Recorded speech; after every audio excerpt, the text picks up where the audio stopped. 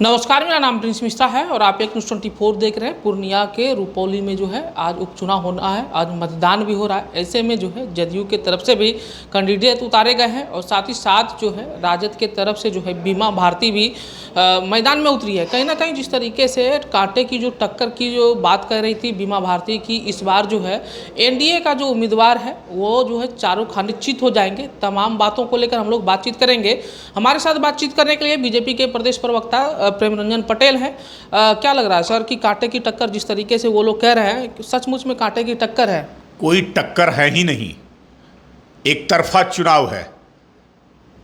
जो राजद की उम्मीदवार हैं, पहले वो विधायक थी जदयू से और अभी पार्लियामेंट के चुनाव में वो राजद की ओर से उम्मीदवार थी।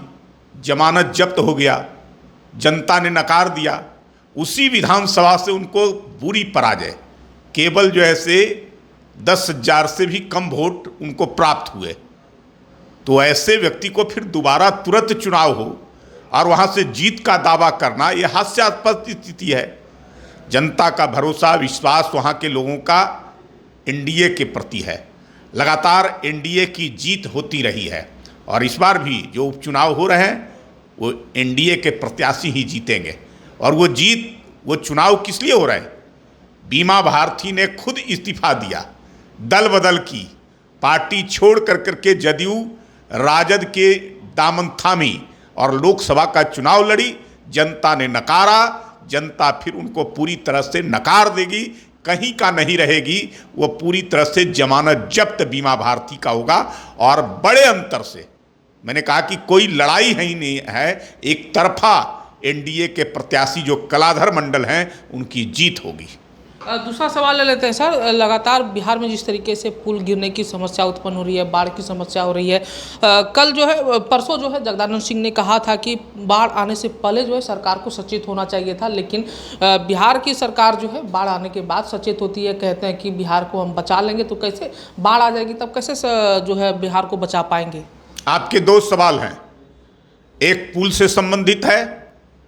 मैं मानता हूं कि कुछ पुल जो है से क्षतिग्रस्त हुए हैं, ध्वस्त हुए हैं, लेकिन उन पुलों के गिरने के पीछे कोई न कोई साजिश और कोई न कोई योजना, गहरी योजना है।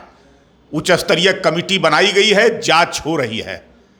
मैं तो कह सकता हूं कि 2005 से पहले अगर देखेंगे तो किसी प्रकार का पुल पुलियों का अभाव था, लोगों को आवागमन की सुविधा नहीं थी। 1 किलोमीटर के रास्ते और घूम करके 20-25 किलोमीटर रास्ता तय करना पड़ता था।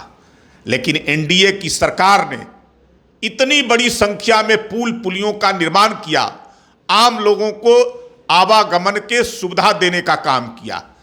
तो कुछ जो है से पुलें हो सकता है कि जो है से पुरानी पुलें हैं, जर्जर पुलें हैं, गिर सकती है। कुछ जो पुलें बनी है, मैं मानता हूं कि उन पुलों के निर्माण में कुछ कमियां रह गई होगी। जांच हो रहे हैं, जांच में सब कुछ पता चल जाएगा कि इस पुल के निर्माण में किन लोगों के दोष के कारण और क्या कमी के कारण गिरे हैं।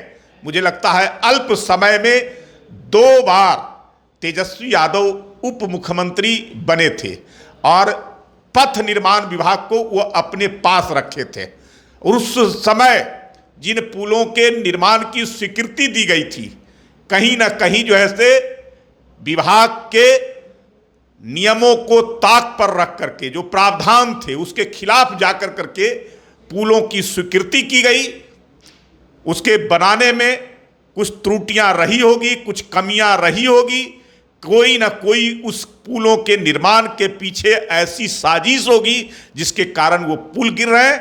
उनको जो है से जांच के बाद पता चलेंगे।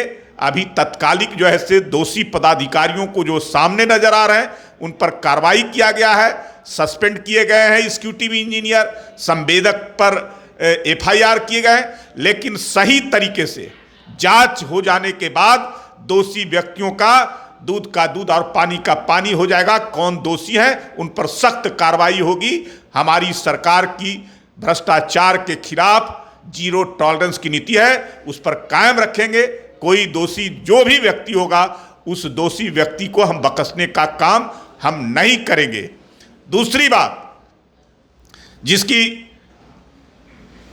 आपने चर्चा किया, बाढ़ की, तो अभी जो ऐसे जो गंडक बराज है वाल्मीकि नगर में, उससे लगभग 4.5 लाख क्यूसेक पानी छोड़ा गया है, जिसके कारण थोड़ी परिस्थितियां हुई है।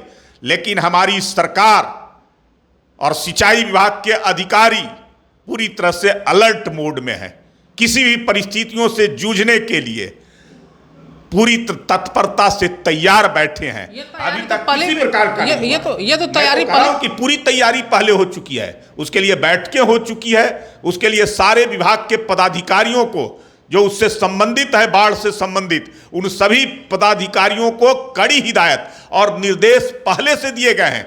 कोई भयावता स्थिति नहीं है। जो राजद के लोग या जगदा बाबू जो बोल रहे हैं, तो जरा बताएं कि उनके समय में जब राजद की सरकार थी उस समय बाढ़ की क्या स्थिति होती थी, और बाढ़ आने के बाद लोगों को कोई राहत पहुंचता था क्या? यही लालू यादव थे जो जनता त्राहिमाम करती थी और लोगों को कहते थे कि मछली घर में आ गया, मछली पकड़ के खाओ, बस यही जो ऐसे काम था, न जनता का कोई काम नहीं करना। और बाढ़ में राहत सामग्री जो बांटे जाते थे उसमें भी घोटाले होते थे। लेकिन आप बता दीजिए, इस सरकार में कई बार बाढ़ आए हैं, भयानक बाढ़ आए हैं, बड़ी बाढ़ें आए हैं। उन बाढ़ों में जितना राहत इस सरकार ने पहुंचाया है, जिस तत्परता से उन बाढ़ पीड़ितों के दुख दर्द को में सेवा करने का काम किया है, यह अपने आप में मिसाल है। और जनता इसलिए उन सबसे संतुष्ट है, उस राहत कार्यों से। इसलिए बार बार तो लगातार जो है चुनाव के दौरान वही जनता आज एनडीए की सरकार को कायम रख रही है। इसलिए बाढ़ से अगर किसी को कुछ नुकसान अगर होता है तो उस नुकसान की भरपाई भी ये सरकार करती आ रही है, और आगे भी कोई अगर किसी को क्षति होगा तो उसकी भरपाई की जाएगी। ये थे हमारे साथ प्रेम रंजन पटेल, जो कि भारतीय जनता पार्टी के प्रदेश प्रवक्ता हैं, काफ़ी अच्छा बोलते हैं। तो इनका जो वक्तव्य था, इनका साफ तौर पे यही कहना था कि जिस तरीके से अभी माहौल क्रिएट किया जा रहा है, अभी सभी जनता जनार्दन जो है एनडीए के साथ है, और एनडीए का जो है रुपौली में जो है फिर से कैंडिडेट जीत पाएंगे। ऐसे ही तमाम खबरों के लिए हमारे साथ बने रहिए। धन्यवाद।